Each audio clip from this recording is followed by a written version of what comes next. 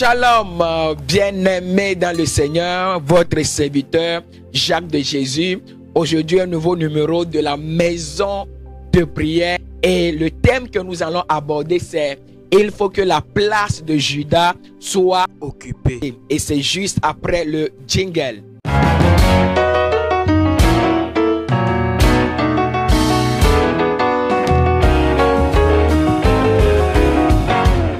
Shalom, comme je vous le disais, c'est notre premier numéro de l'année 2024 et je voudrais profiter de cette opportunité pour souhaiter à chacun et à chacune une bonne et heureuse année 2024. C'est vrai, aujourd'hui, ou bien l'année 2024, c'est une année qui sera une année qui va nous propulser dans une autre chose. C'est une année où le Seigneur va commencer une nouvelle chose dans la vie de quelqu'un. Et la raison pour laquelle l'enseignement ou bien l'exhortation de ce jour est très importante. Et s'il y a un conseil que je peux nous donner, que je peux vous donner, que je peux te donner, c'est que il faut juste rester dans la présence de Dieu. C'est tout ce que je peux te dire, parce que si la promesse ou bien les promesses de Dieu doivent s'accomplir, bien vont s'accomplir dans ta vie, c'est juste parce que tu restes à côté de lui, juste parce que tu restes dans sa présence.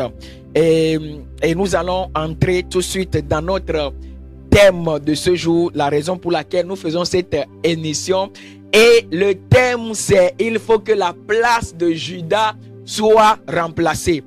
Et quand on parle de Judas, généralement, on a tout de suite une image ou bien une pensée derrière. Il y a quelque chose, une image qui est collée à ce nom. Donc, que tu sois chrétien ou non, généralement, quand on te traite de Judas, en tout cas, toi-même, tu sais déjà que ce n'est pas une bonne image qu'on te colle. Donc, qui est Judas? Déjà, il faut que nous commencions à comprendre un peu dans l'histoire qui est Judas. Et dans les évangiles, nous allons voir que Judas était un disciple du Seigneur Jésus-Christ, le sauveur de l'humanité. Et je crois que pratiquement l'humanité connaît qui on appelle le Seigneur Jésus, qui on appelle Jésus. Que tu crois en lui ou non, en tout cas, toute l'humanité presque connaît la personne du Seigneur Jésus-Christ. Donc, Judas fut un de ses disciples. Qui est Judas? Judas est la personne qui a vendu le Seigneur Jésus-Christ. D'où même l'idée ou bien l'image qui est derrière le nom Judas. Quand on te traite de Judas, on dit de toi, on te qualifie de traître.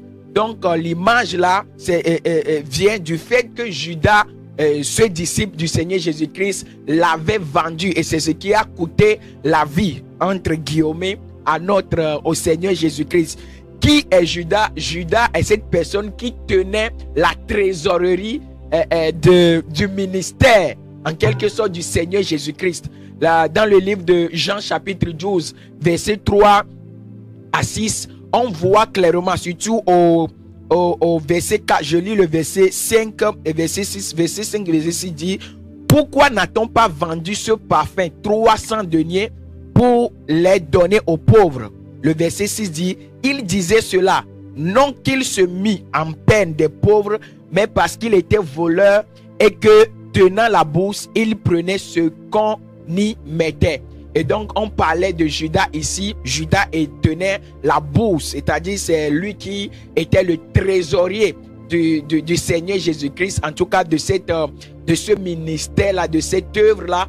Et il y avait une femme nommée Marie qui était venue, en tout cas bénir, en tout cas s'humilier devant le Seigneur avec un parfum de grand prix. Après, elle a essuyé les pieds du Seigneur Jésus-Christ avec ses cheveux. Mais cela n'a pas plu à Judas, parce que il proposait, en tout cas visiblement ce qu'il disait paraissait un peu normal. Mais en réalité, on nous fait comprendre ici que il voulait que ce parfum soit vendu et que l'argent soit mis dans la trésorerie, dans la caisse du ministère de Jésus, tout simplement parce qu'il savait qu'il allait voler cet argent. Il le volait depuis, mais personne ne lui disait rien. Alléluia. Donc Judas était un trésorier voilà, du Seigneur Jésus-Christ, et aussi il volait. Donc qui est Judas? Judas était cette personne qui est très importante. C'est peut-être, on ne l'a pas peut-être bien marqué dans les évangiles, dans les Écritures, mais on ne donne pas la place de trésorerie à qui, à n'importe qui. C'est parce que Judas était considéré. C'est parce que Judas, en tout cas, avait une place, peut-être dans le cœur des gens du ministère, ou bien dans le cœur même du Seigneur Jésus-Christ, pourquoi pas. Mais il avait occupé une place très importante dans la vie du Seigneur Jésus-Christ. Et donc, qui est Judas? Judas est ce disciple, voilà, du Seigneur Jésus-Christ qui s'est suicidé. Il s'est suicidé après ce qu'il a fait, après avoir vendu le Seigneur Jésus-Christ, après que Satan l'ait utilisé à cause de la prédisposition de son cœur, à cause de tout ce qu'il faisait. Donc, après que Satan l'ait utilisé, il est revenu en lui-même. Il a, je ne sais pas si je dois parler de regret. En quelque sorte, c'est un regret, mais malheureusement, il s'est suicidé. Cela aussi est arrivé parce que c'est écrit que c'est ce qui doit arriver déjà à celui-là qui va vendre le Seigneur Jésus-Christ. Bref, donc c'est tout ce qu'on parle de Judas. À peu près en résumé, c'est toute cette image-là que nous avons de lui. Maintenant, nous disons que la place de Judas doit être occupée. Nous venons de voir que Judas s'est suicidé après son œuvre, après cet acte-là. Donc sa place était vide. Donc le Seigneur Jésus-Christ avait choisi 12 disciples au début qui sont devenus des envoyés, c'est-à-dire des apôtres du Seigneur Jésus-Christ après. Donc, cette place-là était vacante, cette place-là était vide et personne n'avait occupé cette place. Maintenant, après, le Seigneur Jésus-Christ était mort et il est ressuscité avant sa montée vers le Père. Il a dit quelque chose, il a rappelé une promesse que Dieu le Père avait donnée à l'humanité. Il avait rappelé la promesse du Saint-Esprit qui doit venir sur la terre. D'ailleurs, même cette venue du Saint-Esprit devait ouvrir une saison dans la vie de l'humanité, devait annoncer le début de l'ère de l'Église, la dispensation du Saint-Esprit, la dispensation de l'Église. Et le Seigneur avait dit tout cela. Nous pouvons lire ça dans le livre des Actes des Apôtres, chapitre 1, précisément depuis le verset 4 au verset 8. Donc le Seigneur Jésus-Christ a promis le baptême du Saint-Esprit, avait promis la venue du Saint-Esprit et comment la puissance de cette personne-là va être déployée dans la vie de toute personne sur qui cela viendra. Alléluia. Et donc quand le Seigneur avait annoncé cela, le Seigneur était parti. Mais il s'est passé quelque chose entre-temps. Depuis le départ du Seigneur Jésus-Christ et jusqu'à l'accomplissement de cette promesse qui est le jour de la Pentecôte. Dans la chambre haute, la parole de Dieu nous fait comprendre que il y avait 120 disciples. Et parmi ces personnes, il y avait les apôtres, normalement qui devaient être 12, mais les apôtres étaient 11, vu que une personne, le Judas, avait laissé sa place. Mais il y a quelque chose que nous devons comprendre.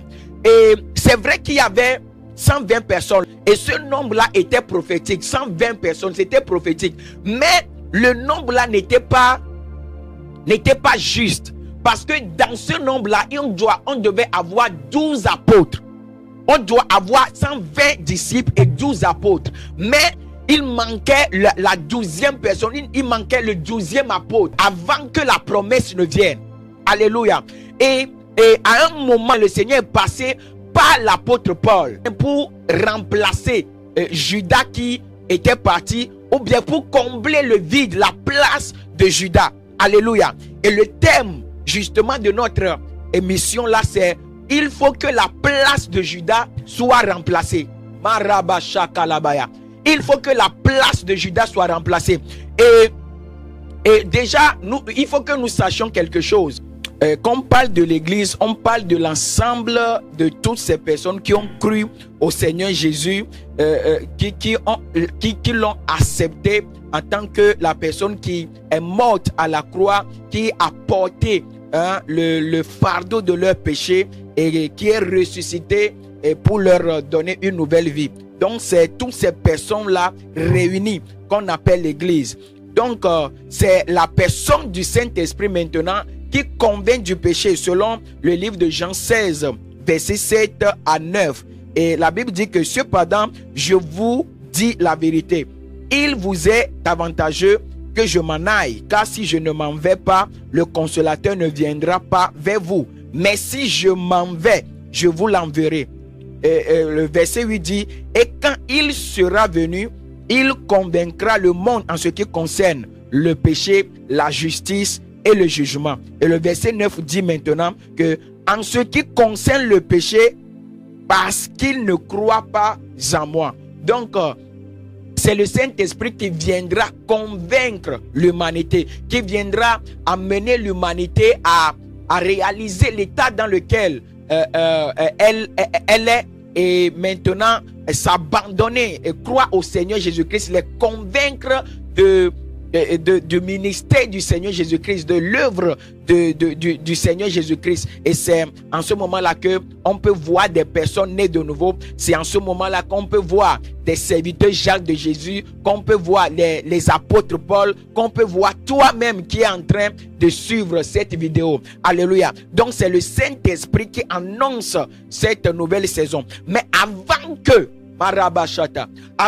cette promesse ne s'accomplisse, il faut qu'il y ait quelque chose qui se produise. Il faut que la place de Judas soit occupée. Et dans le livre des Actes des Apôtres, toujours, dans le chapitre 1, verset 15 à 26, nous allons voir là-bas comment le Saint-Esprit a inspiré l'apôtre Pierre.